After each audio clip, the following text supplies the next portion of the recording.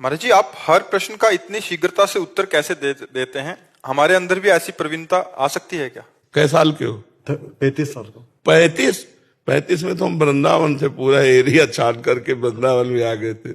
13 वर्ष से बाबा जी हैं, तो शास्त्र और सब संत महात्माओं सबसे मिले जुले सब ऐसे ना, और भगवान में है तो यहाँ भगवान बैठे रहते हैं, कोई फटाफट उत्तर दे देते हैं। हमको पता थोड़ी है क्या प्रश्न करेंगे, और हम कोई विद्वान थोड़ी है कि मतलब शास्त्री और आचार्य किए हुए हो, कुछ ने कच्चा न पढ़े, तो ये कोई पढ़ाई लिखाई का उत्तर नहीं है, वो भगवान ने उत्तर दे देते हैं, वही समझ में आ जाता है।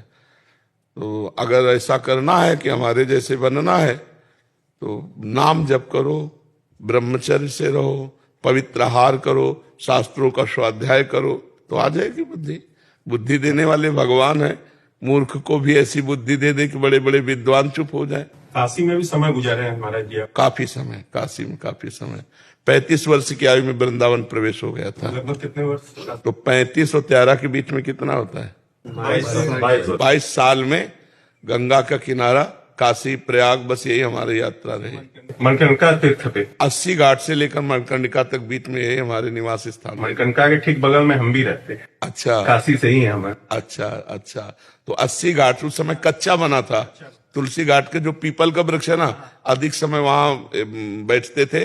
और फिर इधर खंडहर है, हाँ। जो पीछे की तरफ खंडहर है ना, तुलसी घाट के। हाँ, तुलसी घाट के आगे चलो तो वही मणिकर्णिका घाट से लेकर के यहाँ तक, जहां तक विश्वनाथ जी का रास्ता है ना, हम दर्शन करके वही घाटों में रहते थे। शाम टाइम भिक्षा के लिए 80 घाट में बैठते थे, भिखारियों की लाइन में। तो जो कोई सतुआ या कुछ बर्फी ऐसे दे देता, ले लेते। मतलब भिखारियों के बीच में तो कोई आधा किलो थोड़ी मिलता था।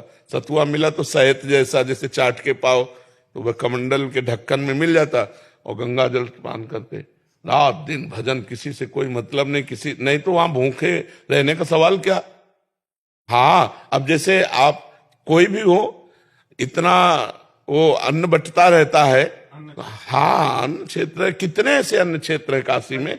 हाँ, मारवाड़ी क्षेत्र तो खुला ही रहता है। मारवाड़ी प्लस अन्नपूर्णा मंदिर का है। हाँ, कहीं भी। पर हमारा नियम था कि जो हमारे सामने आ जाएगा वही पाएंगे। किसी के आश्रम में जाके मांगेंगे नहीं, किसी से कहेंगे नहीं, इशारा भी नहीं करेंगे, बस जो हमारे सामने आ गया वही पाएंगे। तो ऐसे कई कई दिन भगवान की कृपा से भूखे भी रहने को मिला। तो अन्नपूर्णा जी की कृपा, अन्नपूर्णा 2 प्रकार से पोषण करती हैं। एक अन्न दे के पोषण करते हैं, और एक ज्ञान का पोषण करते हैं। जो आहार चाहिए वही वो दे देती हैं। तो जैसे ज्ञान चाहिए तो ज्ञान का आहार अन्नपूर्णा दे देती है। तो भगवान शंकर की कृपा का मतलब उन्हीं की कृपा से आज तक है, जैसे भी हैं उन्हीं की कृपा से है।